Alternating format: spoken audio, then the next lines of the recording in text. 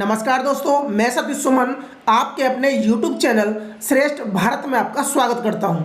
दोस्तों, आज हम बात करेंगे 1857 की क्रांति के एक जांबाज क्रांतिकारी के बारे में, जिसने अंग्रेजों को कई मोर्चों पर परास्त किया और हंसते हंसते फांसी पर झूल गया। हम बात कर रहे हैं क्रांतिकारी तात्या टोपे की, जिन्होंने झांसी की रानी लक्ष्मीबाई का सेनापति बनकर अंग्रेजों से युद्ध किया।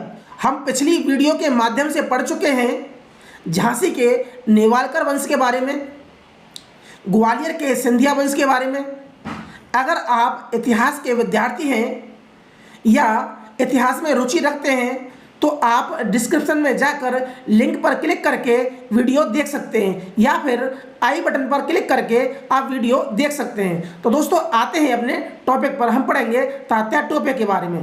तात्या टोपे का मूल नाम था पांडुरंग रामचंद्र येवलेकर।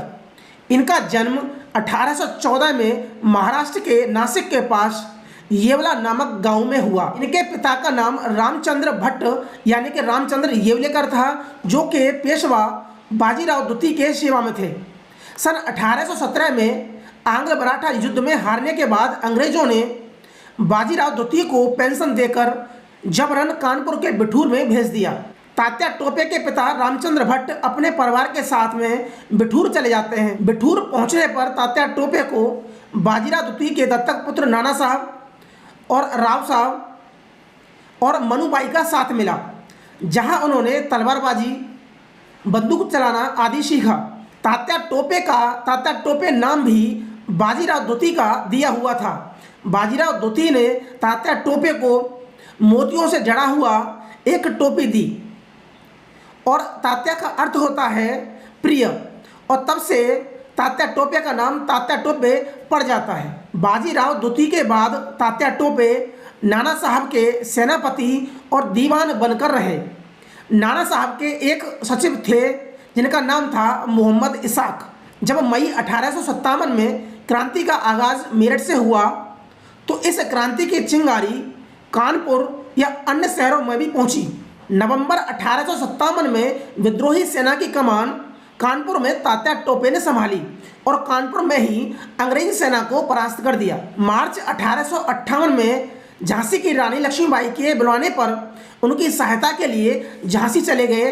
18 जून 1858 में अंग्रेजों से हुए युद्ध में विद्रोहियों को हार का सामना करना पड़ा और इस युद्ध में झांसी की रानी लक्ष्मीबाई लड़ते लड़ते शहीद हो गई और तात्या टोपे, राव साहब और शहजादा फिरोज शाह राजस्थान भागने पर मजबूर हो जाते हैं। कैप्टन हीरोज ने बीमारी के कारण अंग्रेजी सेना से इस्तीफा दे दिया।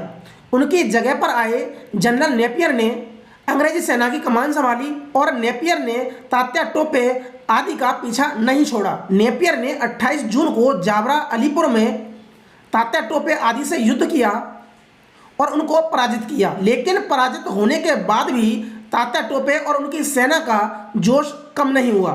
अगस्त में राजस्थान के भीलवाड़ा में इनका सामना जनरल रॉबर्ट से हुआ, लेकिन यहाँ भी उनको हार का सामना करना पड़ा। झालरापाटन और व्यापार में तात्या टोपे की सेना का मुकाबला जनरल माइकल से हुआ। यहाँ भी तात्या टोपे को हारना पड़ा।